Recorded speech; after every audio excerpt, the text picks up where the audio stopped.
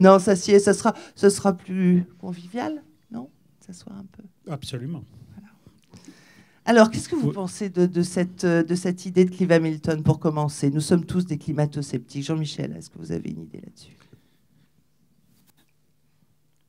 Je l'ai mentionné au début de cette soirée, ça fait 73 ans que je fais de la plongée, et si je n'étais pas convaincu que nous avons l'opportunité, la seule espèce qui a la capacité de ne pas disparaître, c'est-à-dire d'arrêter toutes les erreurs que nous avons faites jusqu'à présent, je ne serais pas là.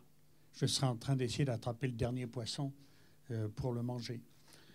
Et donc, je suis convaincu, et grâce à ce que j'appelle la révolution des communications, il y a 9 milliards 700 millions d'individus sur la planète qui sont en contact avec chacun.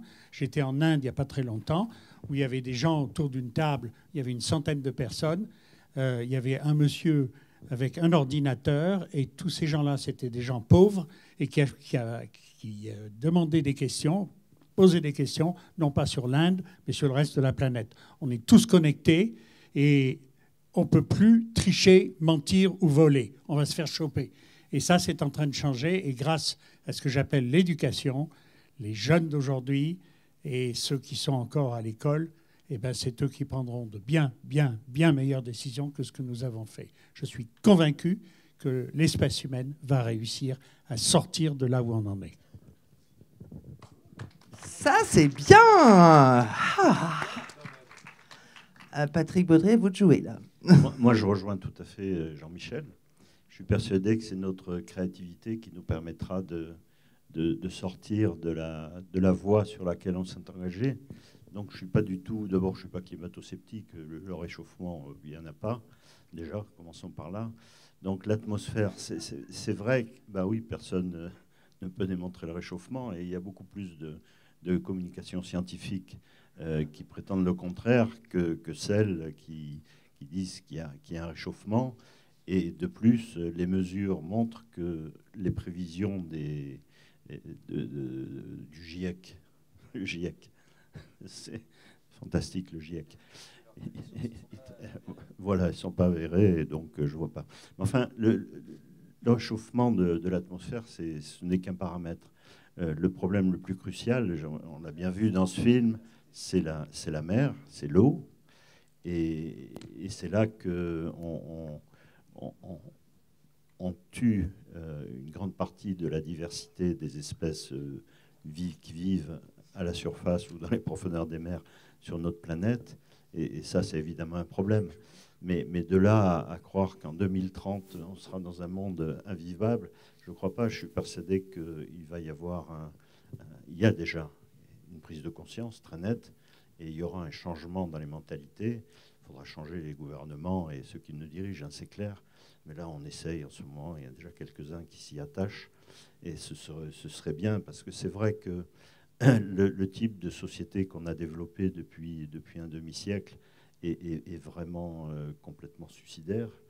Et que si on continue de cette manière, il est certain que l'espèce humaine y survivra. Parce que, évidemment, tout le monde voit 7 milliards, 8 milliards, 10 milliards. Ça m'a toujours fait sourire. Qu'on soit 1 milliard ou 10 milliards, ça ne change pas grand-chose pour chaque individu de l'espèce humaine qui vit à la surface de la planète. Quand même, on n'est pas chargé de multiplier le nombre d'êtres humains à la surface de la planète. Mais on n'est pas chargé non plus de diminuer le nombre d'êtres vivants sous les océans et dans les airs et dans la végétation. Donc je ne pense pas que l'espèce humaine doive avoir une priorité très définie, et je ne vois pas pourquoi on ne trouverait pas un équilibre qui permette de préserver la vie de la planète et la vie à la surface de la planète. Voilà. Et ce qui me fait réfléchir, c'est surtout cette espèce de croyance et de propagande sur le réchauffement de l'atmosphère, qui a des conséquences un peu sur les océans. Ça, c'est quelque chose de dramatique. Mais comment, alors qu'il n'y a pas de réchauffement, ça peut avoir une conséquence sur les océans? Je crois que c'est plus la pollution sauvage qui s'est développée et qui a tout envahi, qui est responsable de tout ça, ce désordre, cette chasse à la consommation effrénée. C'est quelque chose qui a amené tout d'abord un déséquilibre très grand dans notre propre espèce.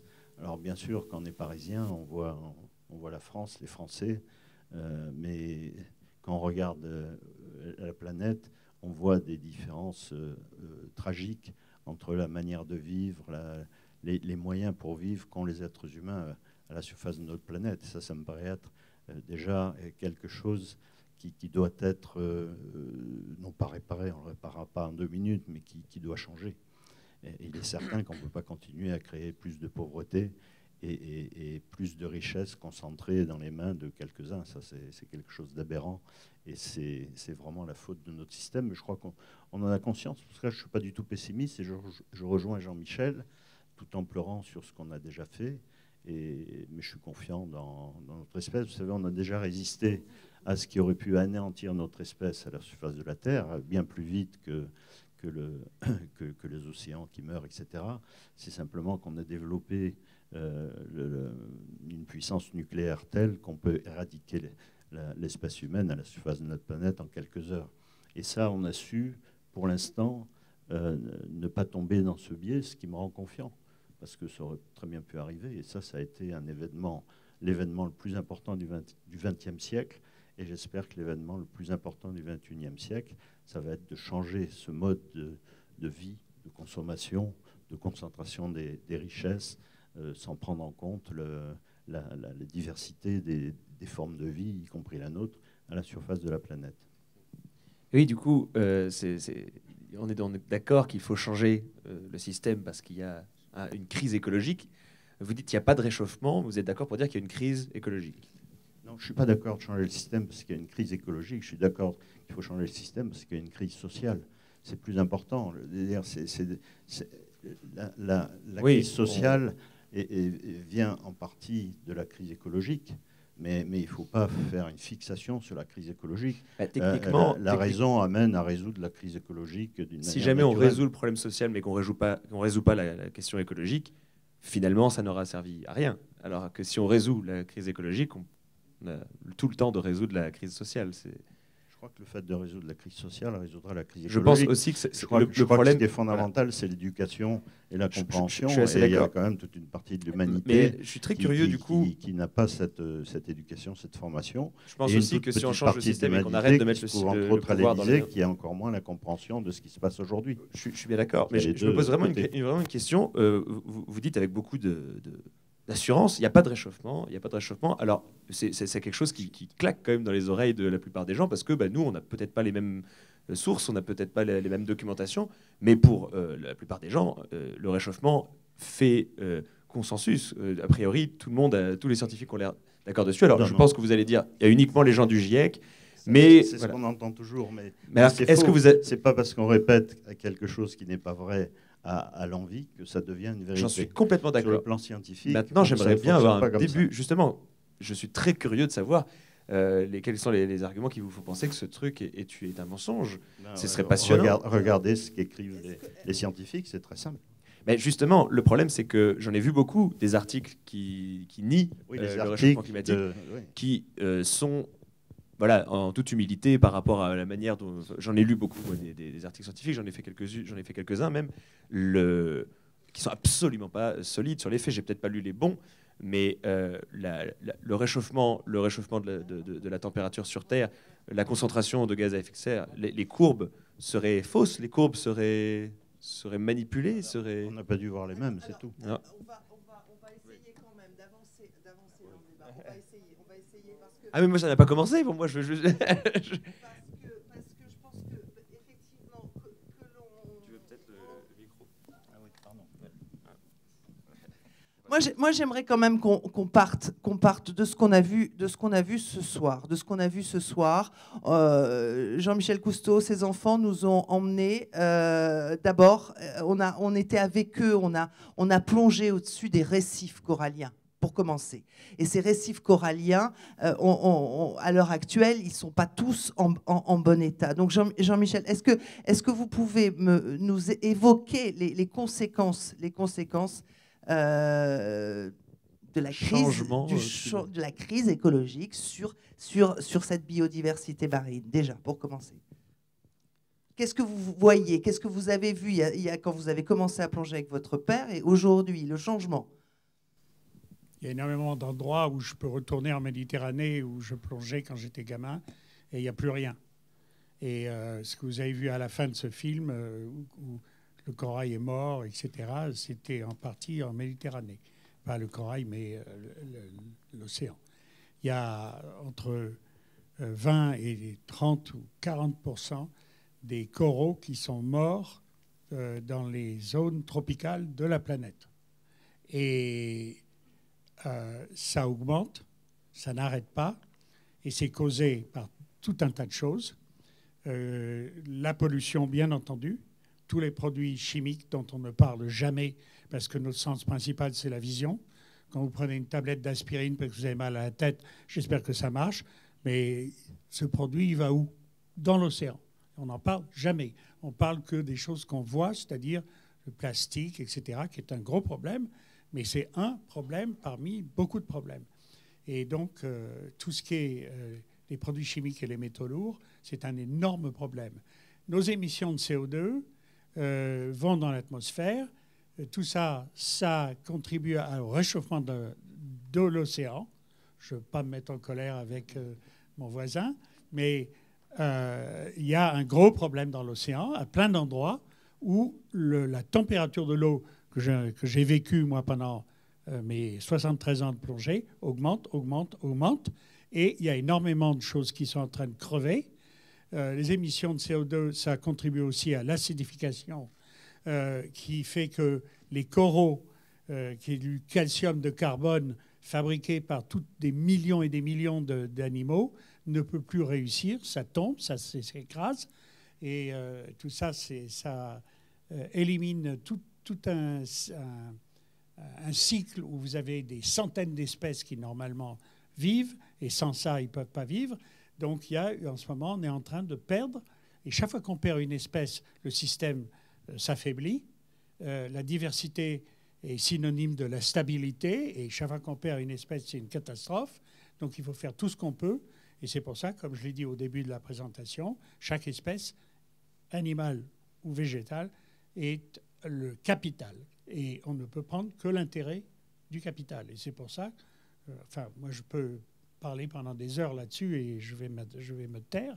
Mais communiquer avec les décideurs, soit les industriels et les politiciens, ce que je fais sans arrêt. Quelquefois, ça marche très, très bien. C'est comme ça qu'avec le président W. Bush, on a créé la zone protégée la plus grande du monde à l'époque et qui a été multipliée par 4 par le président Obama il y a 3 ans. C'est absolument extraordinaire. Politiciens et démocrates républicains, on s'en fout. Ils sont tous d'accord pour protéger ce dont nous dépendons tous. Chacun d'entre nous est 60 jusqu'à 65% de l'océan. Et donc, il n'y a qu'un système d'eau et il est critique de le protéger de manière à permettre à toutes les espèces dont nous dépendons tous de continuer à avoir le privilège que nous avons. Et nous sommes les seuls à pouvoir changer ça. Éducation est critique. Et grâce à votre société avec Green Cross, France et Territoire, qui est le 2e plus grand territoire du monde en ce qui concerne les océans. Et grâce au président Obama, qui a eu l'idée, le premier, de dire on crée Green Cross France, Green Cross international, mais chaque pays peut adopter la politique de Green Cross et de l'adapter aux besoins locaux. Et personne n'avait fait ça avant. C'est lui qui a lancé ça. Et c'est pour ça que Green Cross France et Territoire a un rôle très important. Moi, j'ai créé Océan Futur parce que quand mon père nous a quittés, j'ai dit je veux continuer sa philosophie. Je ne l'arrêterai jamais. Et j'avais eu des discussions, et je vais finir par me taire, mais où mon père me disant les gens protègent ce qu'ils aiment. Et moi, je lui disais toujours, mais comment veux-tu protéger ce que tu ne connais pas? Oh, il y a des milliers et des dizaines de milliers d'espèces dans les océans qu'on n'a pas encore découvert. Comment voulez-vous les protéger? Donc, il faut aller les découvrir et il faut faire ça dans un environnement, l'océan, qui est 62 ou 65% de la planète. Il ne faut quand même pas oublier ça. On vit sur 30%. Et donc, il faut protéger ce dont nous dépendons tous. Et on a un boulot gigantesque, mais on y arrive. Et grâce à l'éducation, les communications avec les décideurs. Et il ne faut surtout pas montrer du doigt. Quand vous montrez du doigt, il y a 3 doigts qui vous montrent vous.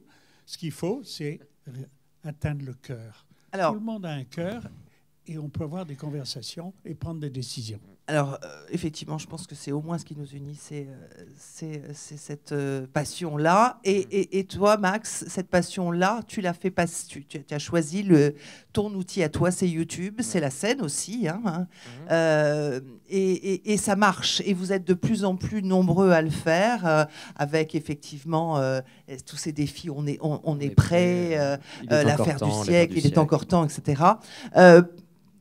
Comment toi, tu te places en tant qu'artiste, en tant que youtubeur, en tant que citoyen dans cet engagement-là?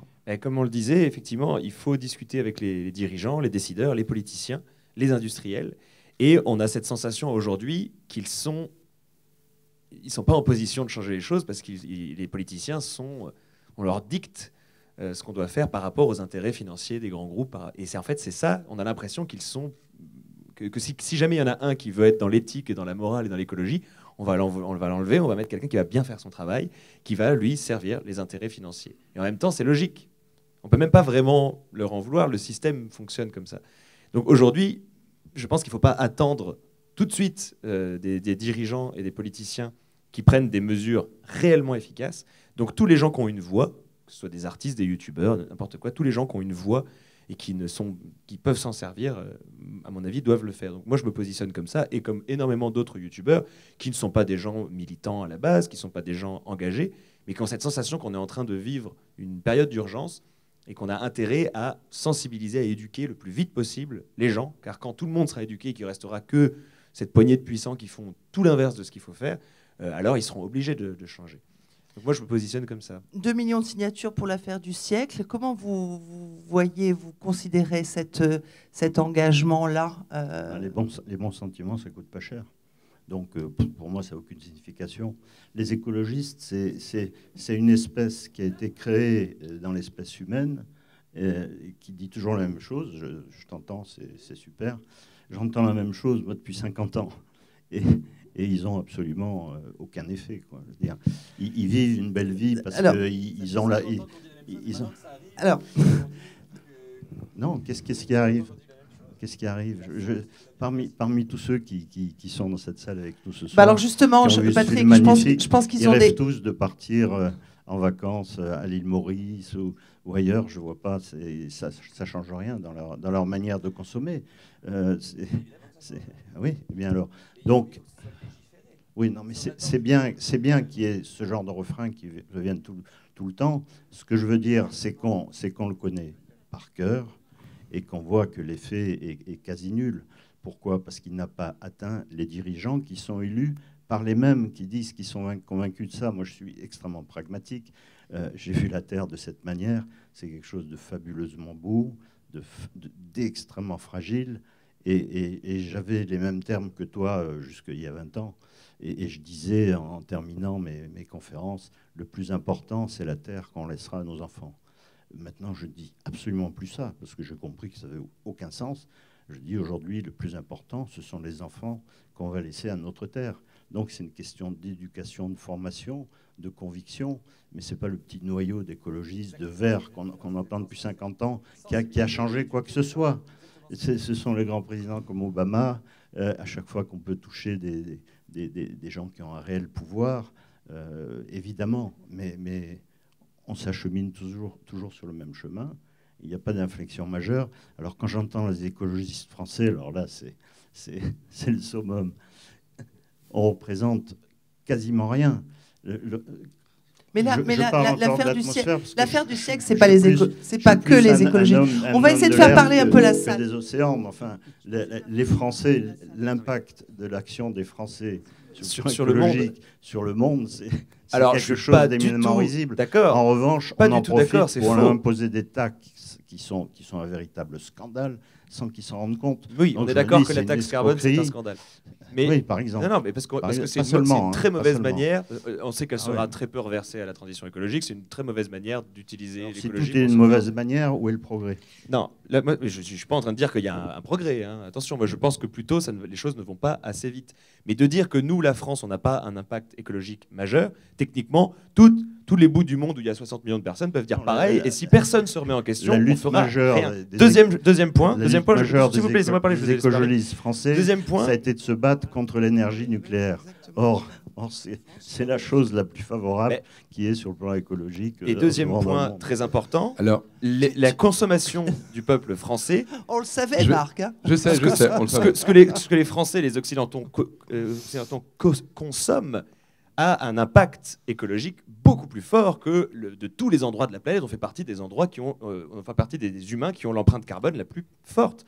Donc c'est pas vrai de dire qu'on est un petit point qui pollue pas. J'adore l'empreinte carbone que j'entends ça. Ce que j'ai envie. Mais expliquez-nous au lieu de rire. À chaque fois, on a tous une empreinte carbone, mais personne ne renonce. Je me joins juste à vous pour proposer. Il faut trouver des solutions qui n'impactent pas la manière de vivre des gens. 99% des gens n'ont pas les mêmes données que vous. On va proposer. Et se demandent pourquoi vous. C'est-à-dire, il y a 95% des gens qui regardent BFM TV, quoi. Donc c'est normal qu'ils pensent. Non, on va essayer d'avancer. Franchement, on va essayer d'avancer. Le truc, Patrick Baudry. Moi, je vais vous dire un truc. Franchement, là, je vais vraiment vous le dire. Il y a 3 jours, j'étais au Népal. J'étais au Népal, au milieu d'une immense décharge, vraiment, de gens bourrés de plastique, bourrés d'immondices, avec des gens qui n'ont de cesse de chercher le moindre bout de plastique pour survivre. Et ça, je sais que vous pouvez me comprendre. Ça, je sais, parce que vous passez votre temps à travers des associations à défendre, effectivement. Et je pense qu'on n'est pas dissocié de notre planète. On est juste unis à notre planète. Et j'imaginais que quelqu'un qui a eu cette immense chance de voir la Terre de haut, ça devrait être une évidence.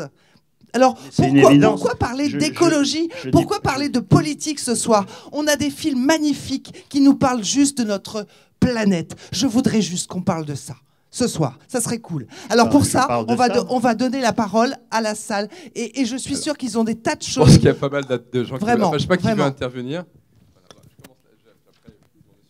Oui, bonsoir, Nicolas Berle, directeur de Green Cross. Il y a un moment où j'ai l'impression, en vous entendant, que c'est plus que caricatural, que c'est la France du Minitel, du Concorde et des centrales nucléaires qui est contre le sens de l'histoire. Là, l'interpellation qu'on vous fait, c'est Sevan Suzuki en 92. 92, c'était il y a un certain temps. On est ce qu'on est en train de faire. Et ensuite, qu'est-ce qu'on est en train de faire? Vous avez vu des images superbes, notamment de Fidji. Fidji, avec Jean-Michel, on y va relativement régulièrement. Il y a des gens qui, sur les 5 dernières années, ont vu des cyclones plus importants et d'une violence plus extrême que ce qu'ils avaient vu sur le siècle dernier. Les villages ont été cassés et on va se retrouver tous autour de la planète le 23 septembre pour regarder quel message on donne. Finalement, ce n'est pas très important, c'est 4 millions d'habitants. Sauf que derrière, ceux qui sont juste les prochains menacés, c'est du côté de l'Indonésie, du côté de la Chine, du côté du Laos, avec tout ce que ça signifie comme impact sur nos systèmes alimentaires. Et une des interpellations qui a été faite, qui est relativement claire, et elle vient d'une gamine de 15 ans, d'une fille extraordinaire, limite autiste, elle s'appelle Greta Thunberg. Vous l'avez entendue à la COP24, on l'a entendue à Davos, elle a ému le cœur des dirigeants, et ce que j'ai entendu, c'est elle dit « on n'est vraiment pas mature dans ce qu'on fait et dans la manière dont on met nos priorités ». Et j'ai l'impression que quelque part, on a une conviction très forte tout autour de la planète sur l'urgence d'agir. Et effectivement, il y a 99,6% du consensus scientifique mondial et toutes les publications mondiales qui sont convaincus de l'imminence de lutter avec les moyens appropriés contre le dérèglement climatique, parce qu'il s'agit de notre vie, notre alimentation, de l'accès à l'eau. Et c'est en écoutant les 0,3% restants qu'on risque de conduire l'humanité à sa perte. Et finalement, j'ai tendance à dire, est-ce qu'on choisit la beauté, est-ce qu'on choisit la résilience, ou est-ce qu'on choisit d'ergoter sur un futur possible où le dérèglement climatique n'existerait pas? Combien de temps va passer dans la parole? Combien de temps va passer dans l'action? On continue.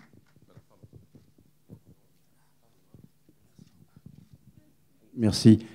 Non, je ne suis pas sûr dans cette soirée que vos chorales nous intéressent beaucoup parce que je pense que ce n'est pas le sujet. Je me tourne vers l'animatrice et vers Jean-Michel. Ce qui est passionnant dans ce film, c'est que vous montrez des images absolument sublimes. Et j'ai le sentiment qu'à un festival comme ça, on a envie les uns les autres de partir avec c'est quoi les solutions de demain? C'est-à-dire, c'est quoi à la fois pour les dirigeants, que pourraient-ils faire, mais aussi qu'est-ce qu'on peut faire soi-même à titre individuel? Parce qu'en effet, on parle d'écologie, mais on va rentrer en voiture, on va chauffer, on va utiliser de l'eau. Donc c'est bien joli de parler d'écologie, mais concrètement, quelles sont les choses qu'on peut faire? Et je me tourne vers Jean-Michel, parce que je trouve qu'il a une attitude qui est formidable de positivité, de dire qu'on va pouvoir résoudre ce problème-là.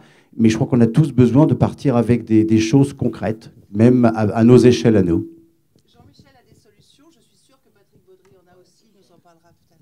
Très rapidement, je peux vous dire que quand je me suis assis avec le président du Mexique et que je lui expliquais qu'il y avait un endroit où les baleines viennent se reproduire et qu'il y avait une société qui voulait faire de la désalinisation de l'eau pour nous donner de l'eau douce à boire, eh bien, je lui dis, c'est pas le bon endroit pour cette industrie, car les baleines ne pourront plus se reproduire à cet endroit-là. Et il m'a invité dans son bureau et il m'a dit, Jean-Michel, je ne savais pas ça, j'ai compris et je vais demander à cette industrie de faire ce qu'ils doivent faire parce que c'est important, mais ailleurs, pas à cet endroit-là. Et c'est ce qu'il a décidé et ça a très très bien marché. Ce qu'il faut, c'est pouvoir s'asseoir avec les décideurs, de prendre des décisions. Chacun d'entre nous est un décideur. J'étais, moi, sur un trottoir il n'y a pas longtemps où il y avait une maman avec son bébé qui doit avoir 5 ou 6 ans, son petit gamin 5 ou 6 ans à côté d'elle, et en face, il y avait un monsieur, de loin, qui a sorti son paquet de cigarettes, qui a pris une cigarette, et le paquet était vide, et il l'a jeté par terre. Et le petit gamin, il a couru et il a dit « Monsieur, vous avez fait tomber quelque chose. » Et le mec était tellement embêté, il est allé ramasser son paquet. C'est pour vous dire que ce soit les décideurs ou que ce soit chacun d'entre nous, on peut faire une grosse différence et on y arrivera et on y va dans ce sens-là. Chacun d'entre nous peut changer. Et moi, je travaille là-dessus personnellement, mais... Patrick. Oui, mais depuis le temps qu'on travaille là-dessus et qu'on voit l'adulte dont tu parles qui jette son paquet de cigarettes vide par terre, on peut se dire aussi qu'on n'a pas eu des résultats très performants. Mais il n'y a pas eu beaucoup d'efforts. Le gamin est extrêmement performant parce qu'on l'a éduqué et formé. Donc ça, c'est quand même notre mérite globalement. Mais je crois qu'il faut faire beaucoup plus d'efforts dans ce sens pour espérer sortir de la voie sur laquelle on se trouve. L'éducation, ça c'est votre... fondamental. Mais ce qui me fait sourire, c'est quand même quand on parle d'énergie, aujourd'hui on parle d'énergie sans arrêt, alors ils ont inventé ce concept que la voiture électrique était moins polluante que la voiture consomme de l'énergie. La fabrication de la voiture électrique est un problème. C'est une véritable propagande qui a seulement pour but de développer un nouveau business et de pomper encore vos finances. Donc ça, en revanche, ça fait 40 ans qu'on sait que dans le régolithe qui recouvre la surface de la Lune, il y a une molécule qui s'appelle l'hélium-3. On n'a pratiquement pas d'hélium-3 sur Terre. Donc, il faut aller chercher l'hélium-3 sur la Lune. C'est écolo d'aller chercher de l'hélium-3 sur la Lune? Ouais, voilà, ça c'est typiquement le genre de truc. Non, mais... Je suis désolé, mais j'aime bien parler avec des gens qui ont... En quoi, dans l'espace, on va trouver une solution? Voilà, bon, la pensée unique, moi, ça ne me passionne pas dans notre pays, excusez-moi. Et là, on en a des représentants, mais vraiment, c'est pathétique. Donc, je poursuis ce que je vous dis, parce que je pense que ça vous intéresse. Par fission, l'hélium-3 donnera de l'énergie. 2 tonnes ou 2 à 3 tonnes d'hélium-3 pourraient donner l'énergie qu'on consomme sur Terre en un an. C'est quand même quelque chose de suffisamment prometteur pour qu'on s'y attache. Ça fait 30 ans qu'on ignore totalement ça. Seuls les Chinois s'y attaquent, et c'est pour ça que les Chinois vont arriver sur la Lune. Je dis l'homme sur la Lune, hein, ce n'est pas simplement le robot qu'on a vu. Et eux s'attaquent vraiment à ce genre d'objectif. Et c'est ça l'ambition. Et ça, ce sont des vraies solutions qui vont résoudre concrètement les problèmes sans que nous-mêmes, on adopte des modes de vie complètement dégradés par rapport à ceux qu'on a développés jusqu'à présent. On y est tous attachés. Moi, ce que je refuse, c'est de dire quelque chose dans un sens et après, on prend la voiture, on part en vacances, etc. etc.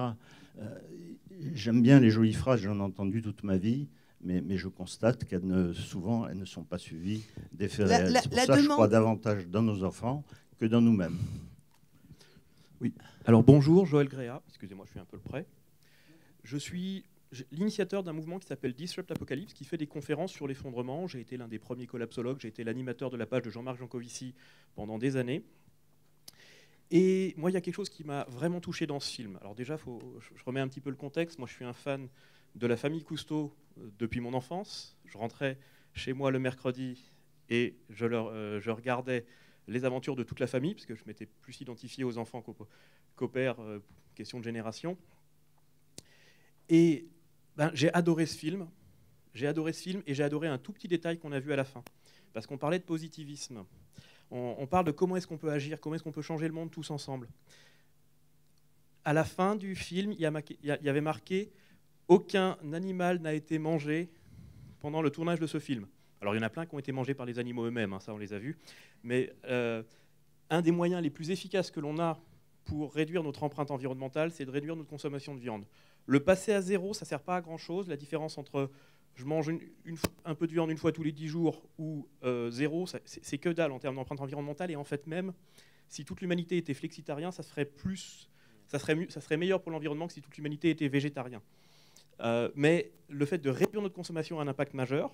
Ça, c'était un de tes défis. Hein, totalement d'accord. Se déplacer en moyen doux, ça a un impact majeur.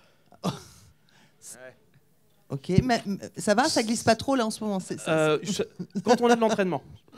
Effectivement, moi j'ai fait énormément. Après, et là je vais choquer un petit peu, on a eu beaucoup de personnes qui se sont positionnées et en fait, à peu près tout le monde, toutes les personnes qui sont exprimées, ont raconté au moins une chose qui n'est pas scientifiquement fiable. Est-ce que le nucléaire est en fait bon pour l'environnement? La réponse, si on demande aux scientifiques, la réponse est oui. Est-ce qu'il serait écologiquement intéressant d'aller chercher l'hélium-3 sur la Terre? Ça se calcule et c'est très compliqué à faire. Sur la Lune. Sur la Lune, pardon. Et le ramener, c'est très compliqué à faire parce qu'il faut aller chercher sur la Lune, ça consomme énormément d'énergie, le ramener, mais la densité énergétique de l'hélium-3 est tellement importante qu'a priori, ça pourrait être tout à fait écologiquement intéressant.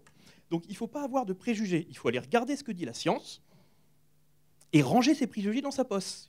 Si on a des préjugés, on va faire des conneries, quels que soient nos préjugés. Donc la première chose, on en revient à l'éducation. L'éducation. Et l'éducation, c'est je range mes préjugés et je regarde la réalité. Bien, on va finir par s'entendre, c'est cool. Merci. Ok. Bravo. Une autre... continuez, ça vous m'aidez. Allez-y. Allez-y. Est-ce que d'autres... vous avez envie de réagir encore? Je laisse la parole d'abord à mon fils qui veut poser une question et je poserai ma question également. Bonjour, j'ai 10 ans et j'ai beaucoup aimé ce film et j'ai une petite question. Est-il vrai qu'il y a l'équivalent de 5 continents de plastique sur la Terre? Très probablement. Et j'ai passé énormément de temps dans le Pacifique et je peux vous dire qu'il y a des milliers de tonnes de plastique dans le Pacifique.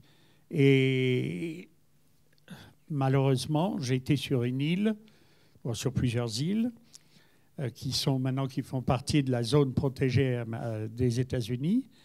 Et sur ces îles, il y a des oiseaux qui reviennent tous les 2 ans sur le même nid pour donner naissance à leurs bébés. Ils ont besoin de les nourrir avant qu'ils puissent se décoller.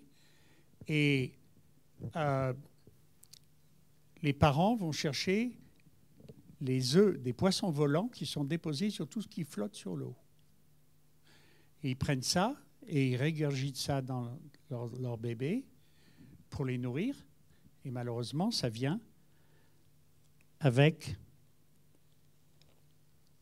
du plastique que j'ai collectionné au milieu du Pacifique, 3000 ou 5000 km des États-Unis et 4000 km du Japon, dans des milliers de bébés oiseaux qui n'ont jamais volé, qui ne voleront pas.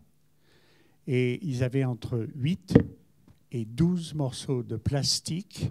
Et c'est moi qui ai ramassé ça dans les bébés morts. Si tu veux le voir, ça me fait très plaisir que tu poses cette question. Et je te demande de venir. Et après, tu peux le partager, mais je veux le récupérer pour le montrer, car j'ai le plaisir et l'honneur, la semaine prochaine, grâce au maire de Sanary, de présenter mes émissions et notre expédition à 900 enfants qui viennent de 8 écoles différentes. Voilà, tu peux regarder et tu peux le tourner, regarder. Tu vois, tout ça, j'ai trouvé ça dans l'estomac des bébés oiseaux qui étaient morts parce qu'ils ne pouvaient plus voler, ils ne pouvaient plus partir. Voilà, tu peux le regarder et tu peux le passer, tu me le rendras, s'il te plaît. Merci. Alors, à papa maintenant, hein, chacun son tour. Oui. Ça va être difficile après une question tellement forte et une si jolie réponse, très précise. Moi, je voulais m'associer aux compliments qui ont été faits sur ce film et à l'émotion que j'ai ressentie, et simplement exprimer le sentiment de l'immense chance d'avoir sur scène en face de nous M. Patrick Baudry et M. Jean-Michel Cousteau. C'est juste exceptionnel de pouvoir associer, pardon, c'est un peu facile, mais l'espace et les fonds sous-marins. Et vous contribuez tellement à la transmission et à l'éducation que finalement, tout ce que vous dites, on le prend, et je voudrais tous qu'on en garde un souvenir formidable et qu'on retienne cette volonté d'éducation. C'est génial, c'est génial. Merci beaucoup et merci à M. Marc Oberon pour ce festival qui est un festival. C'était facile, mais c'est super. Merci. L'optimisme, justement, à propos du plastique, c'est pareil, on sait depuis 20 ans que c'est une véritable catastrophe, tout à fait révoltant qu'on utilise autant le plastique pour des raisons purement économiques et industrielles. Comme vous le savez, ça ralentit, enfin, pas autant qu'il faudrait, bien sûr, et la technologie amène des progrès tels que la plupart des emballages, moi j'ai travaillé dernièrement avec des producteurs d'emballages qui étaient des emballages plastiques, et ils se sont transformés vers d'autres types d'emballages métalliques ou autres. Enfin bon, sont spécialistes de l'emballage et des technologies nouvelles. Et voilà. Mais là encore, cet optimisme, il faut toujours le garder du réalisme. Et quand on voit dans le monde d'aujourd'hui le développement de la Chine et la catastrophe écologique qui vient de ce développement, il faut aussi bien comprendre que ce n'est pas nous, Français, dans notre petit coin, malgré tous les efforts que l'on va faire et que l'on fait, qui allons changer la catastrophe qui, chaque jour, se développe davantage. Donc, il faut réfléchir à modifier cet état de fait, tout en comprenant que les gens qui sont en plein développement, entre guillemets, en Chine, on ne voit pas pourquoi ils devraient renoncer à ce qui a été au bénéfice de nos parents et de nous-mêmes aujourd'hui. Donc c'est extrêmement difficile. Et on peut balancer des phrases faciles, etc. Mais il faut aussi bien comprendre la réalité, et la question de votre fils, elle est résolument pertinente, bien sûr. Il y a un océan de plastique qui envahit les mers et les océans. C'est absolument dramatique. Et concrètement, quelle est la révolution en marche pour contrer cette dérive? Alors, des solutions. Quelle est la révolution en marche? Est-ce que certains d'entre vous veulent nous faire partager des expériences dans leur vie proche, quotidienne? Peut-être aussi, parce que des solutions, il y en a quand même beaucoup. Oui, les industriels de l'emballage.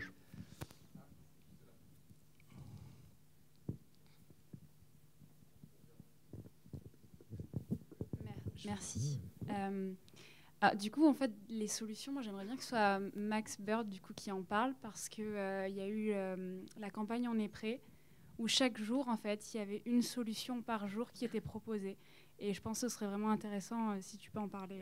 Oui, effectivement, j'ai participé à la campagne On est prêt. Et donc le concept, c'était il y a un grand défi pendant le mois. Ça peut être par exemple ne plus manger de viande pendant un mois. C'est celui que j'avais fait pendant quand j'étais en Guyane.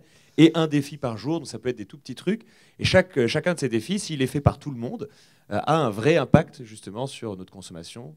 Et il y a beaucoup de gens qui ont reproché à cette campagne de justement dédouaner les politiciens. C'est un peu ce que vous disiez tout à l'heure, en disant on va dire aux gens, à eux de faire des efforts, à eux de moins prendre la voiture, à eux de faire moins de ça, comme si c'était aux gens de changer, alors que le principal responsable, c'est le gouvernement, c'est les industriels. Et justement, on avait répondu que ça allait de pair. Il faut à la fois faire changer notre consommation personnellement, même si ça ne nous apporte pas un bénéfice, ça nous apporte juste, on va dire, bonne confiance, c'est des jolies phrases, comme vous dites. Et à côté, faire pression sur les élus, faire pression sur nos mairies, faire pression sur nos gouvernants, pour qu'il y ait dans les lois que ce soit changé. Et moi, je pense qu'effectivement, on pourrait penser que dans notre coin en France, on ne peut pas changer grand-chose, mais comment faire changer ces pays-là si justement les pays d'Occident ne changent pas très très vite pour montrer l'exemple et pour que ça aille le plus vite possible? Techniquement, ça ne va pas changer en 10 minutes, mais c'est quand même un... Oui, je suis absolument d'accord, mais quand je vois la propagande qui est faite sur la voiture électrique et que dans un pays comme le nôtre, on favorise le développement de la voiture électrique, qui n'est pas une vraie solution, comme vous savez, et qui a un bilan écologique global déficient par rapport à la voiture qui utilise de l'énergie fossile, on se demande dans quel pays on vit aussi, quoi. Donc je suis d'accord. On se dit tous ces efforts tout à fait pour arriver à personnellement, ça, et on entend non seulement certains de nos politiques, mais tous les médias qui disent aux gens, mais achetez des voitures électriques. En plus, on leur donne 4 000 € pour acheter une voiture électrique. Les pauvres, ils ont une bagnole qui vaut à peu près 500 €. Tout ça, c'est absolument révoltant. Donc la solution, c'est sûrement pas une évolution.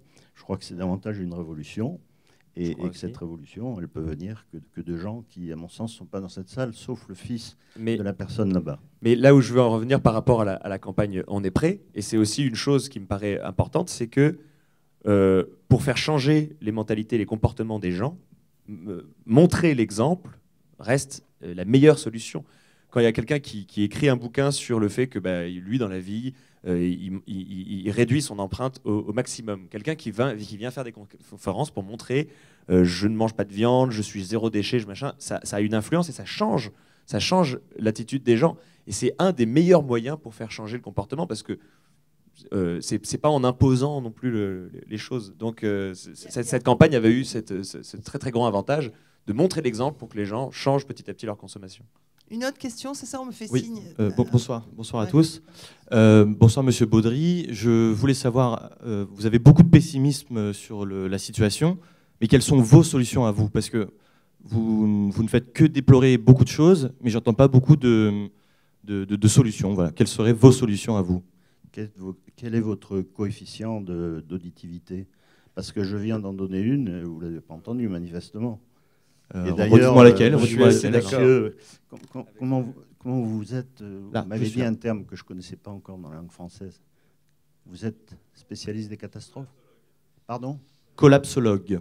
Ça veut dire que... D'accord. La théorie de l'effondrement. C'est ce dont on a parlé au début de la... Et donc, j'étais très heureux de vous entendre parler de l'hélium 3, parce que c'était une des solutions. On a attendu déjà 30 ans, on continue à attendre. Moi, je suis Alors, tout à fait d'accord. étonné. Merci pour l'hélium 3, mais est-ce qu'il y en a d'autres avant d'arriver sur la Lune? Est-ce qu'il y en a d'autres sur Terre? Voilà, merci. Il a raison. Moi, je suis assez d'accord. Depuis tout à l'heure, c'est une solution concrète que je propose. Ça fait 30 ans que je la propose. Donc la question, c'est pourquoi ne l'avons pas mise en œuvre depuis 30 ans. Ça veut dire que s'il n'y a pas l'hélium 3, on est tous morts. Donc à ce moment-là, je dis aux enfants qui sont là, est-ce qu'il n'y a pas d'autres solutions? L'information, puis... Mais admettons que ça ne marche pas. Admettons qu'on se rende compte qu'aller chercher l'hélium 3 sur la Lune, ça va plaisantez. Admettons que ça ne fonctionne pas. Vous demandez une solution sur quelque chose qu'on voit tous les jours, qui est une catastrophe qui ne fait que croître. Vous demandez une solution à un homme seul, c'est risible. Vous êtes vraiment hors de la réalité. Vous n'avez pas répondu à une seule question. Vous me riez au nez dès que je vous dis quelque chose et vous balayez d'un revers de la main. C'est la pensée unique qui est répandue. Mais si vous avez de la documentation et des sources, répondez-moi. Évidemment, je n'ai pas de solution dans mes comportements et dans ma vie. Est-ce que ça dans fait le doute, des années, je plonge depuis 50 ans, donc je suis tout à fait conscient de ce que dit Jean-Michel. On a vu un film qui est absolument magnifique et qui montre la réalité d'aujourd'hui que je ne connaissais pas aussi bien, mais qui est désastreuse. Qu'est-ce que je voulais dire? La solution. Alors très bien, donc si vous n'avez pas de solution, dans le doute, laissez-nous faire comme on a prévu. La solution, c'est sûrement pas d'inciter les gens à accepter qu'il y ait 10 milliards d'êtres humains sur la planète dans 30 ans. Voyez. Or, ça encore, c'est pensée unique et politiquement incorrecte. Réduire ou ralentir la progression de la population humaine sur Terre, apparemment, c'est quelque chose dont il ne faut pas parler. Alors, moi, je vais rajouter quand même... C'est pas aux Français que je m'adresse, parce que vous savez, on ne fait pas... Je rajoutais quand même que l'éducation contribue à la réduction de la population. Et ça, c'est la première chose, et ça marche très, très bien, là où il y a l'éducation. Et je suis heureux de vous dire qu'il y a des millions de nouveaux jobs qui vont être créés par des milliers de nouvelles industries où on va récupérer toutes ces eaux polluées, qui sont les produits chimiques, les métaux lourds et le plastique, avant que ça aille dans les océans. Et ça va être des petites industries, et il y a des gens qui sont déjà en train de travailler là-dessus. Et donc, on va y arriver. Et c'est des solutions. Voilà. Alors, il y a ce monsieur qui vient, qui est très gentil, là. Je peux vous dire qu'avant que je boive ça, vous savez, ça, c'est un bouquin qu'on a fait faire avec le plastique qu'on a trouvé en Amazonie pour les Brésiliens qui vont avoir ces livres, ou qui ont ces livres maintenant dans les écoles en Amazonie, dans la région brésilienne, avec du plastique qui ont été récupérés, et on fait des bouquins avec du plastique. Et je vous demande, si vous voulez bien, non, de mettre l'eau dessus, s'il vous plaît. Allez-y, allez-y, allez-y, allez-y. Voilà. Eh bien, quand il pleut dans les écoles, ils ont ces bouquins, et il peut pleuvoir, et avec ce plastique, ce bouquin, ça fait 3 ans que je l'utilise, et que je le montre dans mes conférences. Et pour vous dire qu'on peut tout recycler. Et ça permet aux enfants d'avoir des informations dans leurs écoles qu'ils ne pourraient pas avoir avec des bouquins faits en papier, à cause de la pluie. Voilà. Merci, vous pouvez voir ce qui reste, mais j'aimerais que vous mettez du rhum dedans, s'il vous plaît.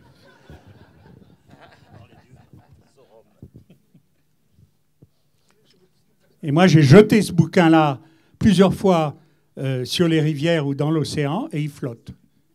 Et donc, on peut aller le chercher. Pour en revenir aux solutions, j'ai dit en préambule que j'étais, comme Jean-Michel, optimiste, car je crois réellement que la créativité de l'espèce humaine peut lui permettre de surmonter, de comprendre et de canaliser ses errements. Voilà. Et donc ça c'est tout à fait, c'en est un exemple. Ce dont je parlais tout à l'heure sur tous les industriels des emballages, c'est un autre exemple. Et voilà, c'est à ça que je crois, mais pas à la poudre de perlimpinpin et au manif à 2 millions de gens pour dire la planète est belle, on sait qu'elle est belle. Dans le doute, ça fait pas de mal, on est d'accord. Oui, c'est une bonne distraction, c'est mieux que de rien faire, je suis d'accord. Bon, Très bien. Bon, on fait ça pour se distraire, pour se donner bonne conscience. Mais je pense que ça a quand même un impact la messe, positif. c'était un peu la même chose. Vous parliez d'éducation et de sensibilisation. C'est une manière d'éduquer et de sensibiliser les gens aussi, de les concerner. Donc c'est pas inutile. Oui, mais on n'est pas le pays qui a le plus en manque.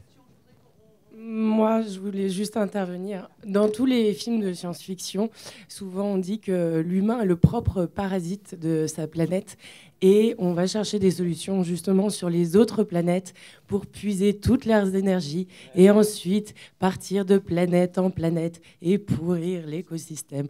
Alors franchement, quand j'entends des solutions, on va aller sur la Lune, on va étudier Mars, etc., ça me fait toujours un petit peu peur. Et justement, cette initiative de toutes ces célébrités qui parlent directement dans l'intimité des gens, dans leur chambre, avec leur téléphone, avec leurs ordinateurs, d'éduquer un petit peu ce qu'on peut appeler des parasites, je trouve que c'est une plus belle solution. Non, je n'avais pas de questions, c'était juste pour évacuer un petit peu. Ça vous a fait du bien. Je pense qu'effectivement, souvent on entend parler d'aller coloniser Mars et de peut-être que ce serait une solution et compagnie. Voilà, il n'y a pas beaucoup de scientifiques sérieux qui pensent qu'aller sur Mars c'est une solution viable en quoi que ce soit. Et moi, je bois de l'eau grâce à Green Cross dans un gobelet qui est fait avec des algues et qui est recyclable. Voilà, plus de plastique. Ouais. Moi, je voudrais rebondir sur deux, trois choses. Pour ceux qui me connaissent, je parle à titre personnel, non pas au nom de Épouse 2. Je suis tout à fait d'accord avec Jean-Michel. Je pense que la première solution, c'est le recyclage. Je n'ai même pas discuté, tout le monde le sait depuis 5 ans. On ne le fait pas assez pour titre individuel. Je pense que personne dans cette pièce, moi la première, ne trie véritablement chacun de ses déchets dans la bonne poubelle. Il y a toujours un moment où on en a marre du pot de yaourt, on le met ailleurs. Donc, ça, bravo, Daniel le fait, ça c'est bien. Si vous suivez l'exemple de Daniel, c'est bien. Mais je crois qu'il y a un mot qui n'a pas été donné, ou alors il a été donné, je n'ai pas fait attention, comme je suis un peu sourde, c'est peut-être ça. C'est le mot solidarité. Le mot solidarité, ce n'est pas la bienveillance et la compassion qu'on entend à longueur d'antenne, à longueur de journée, parce que je tiens à préciser, et je crois qu'on sera tous d'accord, que la bienveillance et la compassion dans les rapports humains, c'est la clé. Donc pour moi, il n'y a pas besoin d'être bienveillant ou compatissant, c'est juste les gens qui ne sont pas normaux ou qui ne le sont pas. La vraie solidarité, ça va être de se dire, moi française, moi européenne, moi américaine, à quoi est-ce que je vais renoncer, moi, aujourd'hui, pour qu'un Indien, un Brésilien, un Chinois ait le droit d'avoir tout ce que je consomme depuis que je suis née, 45 ans. J'ai vécu au Nigeria de 1 à 10 ans. On vivait plus à l'africaine qu'à l'européenne, mais néanmoins, on avait une chanifi et tout ce qu'on pouvait. Et donc, la solidarité, ça va être, je sors des choses de ma vie à moi pour permettre à quelqu'un de l'avoir. Et la première des solidarités, ça va certainement être chaque femme, parce que tous ceux qui ont vécu en Afrique savent que l'avenir de l'humanité, désolé, je ne suis pas du tout féministe, mais là, oui, ça passe par les femmes et pas par les hommes, parce que c'est elles qui font les enfants jusqu'à maintenant. Donc, il va falloir penser à vos mômes, il va falloir penser à en faire moins, et il va falloir que chaque femme sur la planète se demande à combien d'enfants elle a droit. Parce que c'est ça l'avenir de la planète. C'est pour que ça reste vivable, quand c'est une boule bleue, blanche sur fond de planète, il va falloir protéger les océans, il va falloir protéger les forêts. Il y a d'immenses parcs nationaux comme aux États-Unis, ça c'est fabuleux, mais il va falloir se demander combien d'enfants on peut laisser à cette planète et même des enfants éduqués. Voilà, merci. Formidable.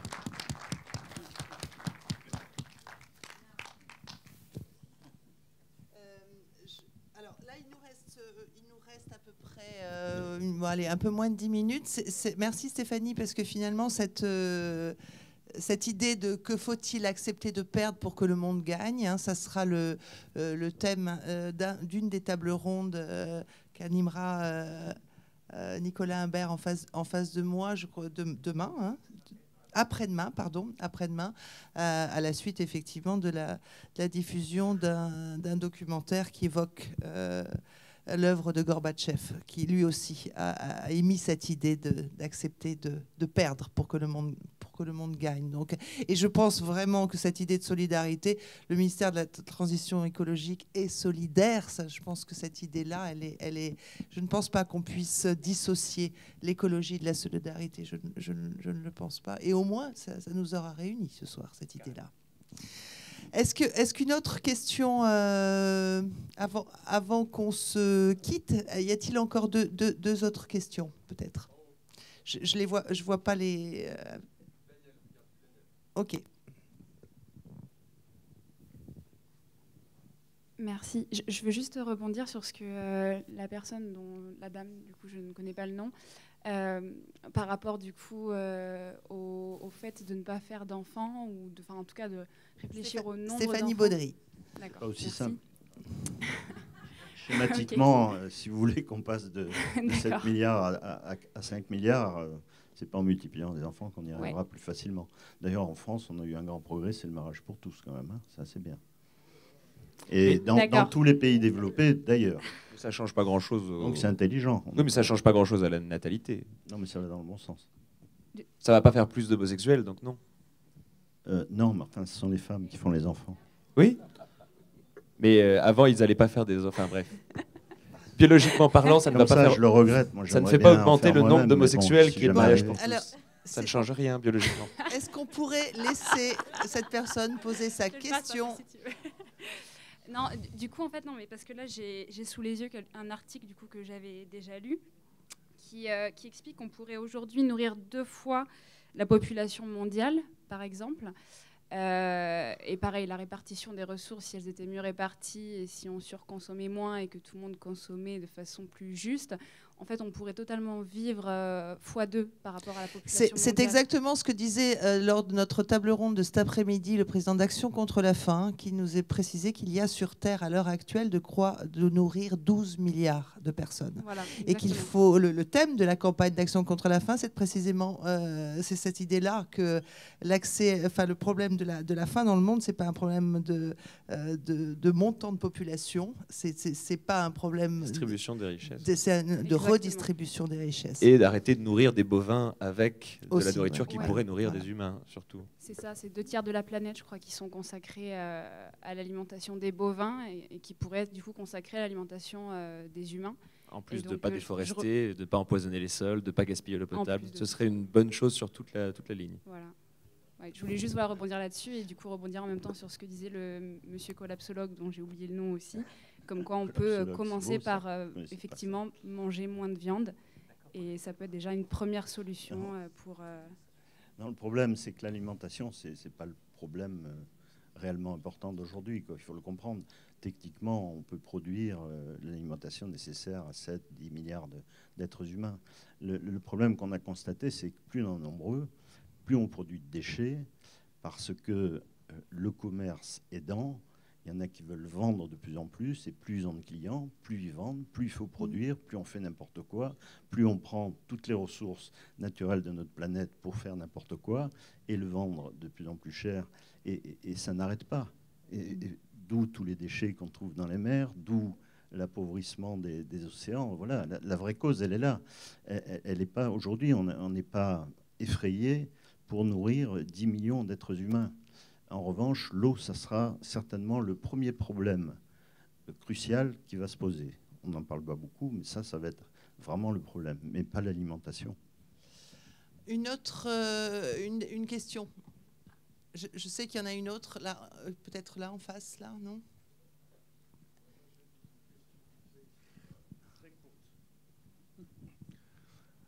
Lorsque de l'espace, on voit notre planète, et je ne me souviens plus où j'ai vu ça, mais on voit la fine couche de l'atmosphère qui, depuis les années, se réduit, et les océans se rétrécir. Est-ce que cette vision de l'espace, vous l'expliquez de façon très pragmatique par des éléments qui, pour nous, béotiens, sont incompréhensibles? Là, vous avez certainement mal interprété. L'atmosphère terrestre est déjà tellement fine que lorsqu'on se trouve seulement à quelques centaines de kilomètres, on ne la distingue plus. Donc ce qu'il faut comprendre, c'est que l'atmosphère est vraiment extrêmement mince. On a l'impression que c'est infini, etc. Pas du tout. Donc, et elle est donc fragile, puisqu'elle est extrêmement mince et petite. Ça, c'est la première chose, l'atmosphère. L'autre chose, les océans, Jean-Michel l'a dit, il n'y a pas de réduction des océans. Au contraire, il semblerait que la fonte des glaces fasse monter le niveau de la mer. C'est comme le Ricard, la fonte des glaces. Oui. Non, mais effectivement, du coup, les océans ont plutôt tendance, les côtes ont plutôt tendance à reculer. Donc les océans... Elles ont toujours reculé dans les dernières années, mais enfin on dit qu'elles reculent. Disons qu'il y a une accélération, en tout cas la courbe elle a augmenté. Et vous allez changer vos numéros, je suis sûr que vous aurez plein de choses à vous dire dedans. Moi je veux continuer le débat à la fin du débat. Moi c'est vraiment pas mon job, je dirais que je m'en fous, parce qu'il y a des problèmes plus cruciaux qui sont ceux que j'évoquais, qu'on arrive à consommer en équilibrant notre consommation, c'est-à-dire en ne produisant pas de déchets, ou tout du moins le moins possible, ça me paraît. En revanche, toutes ces histoires d'atmosphère, alors là, c'est... Et je ne suis pas du tout un expert, mais je lis différents scientifiques qui disent pas la même chose. On avait un ministre, vous vous souvenez, Claude Allègre, qui est quelqu'un d'éminent et qui dit des choses qui sont réellement interpellantes par rapport à la doctrine générale qui est diffusée à travers tous les médias étatiques en France. C'est vraiment le festival de la tolérance, hein, moi je trouve. Franchement, Marc, bravo. Merci à vous tous, là, parce qu'en fait, on ferme, apparemment. Donc on va poursuivre cette discussion. Il n'y a plus rien à boire, cette discussion à l'extérieur. Merci à vous tous.